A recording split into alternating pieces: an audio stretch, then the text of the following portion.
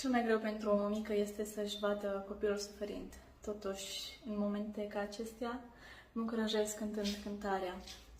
N-am să las în viața mea să-și facă loc îngrijorarea, în sărut, să biruiesc, să nu dezamăgesc când vine încercarea.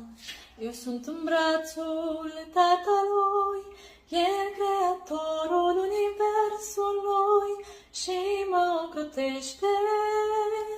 Numesc căualul cel hain, Domnul mi sprijin, mă încurajez cântând. Și de ce să fiu trist când mi numele scris în cartea vieții? Și de ce să mă tem când Iisus e al meu Domn și-mi poartă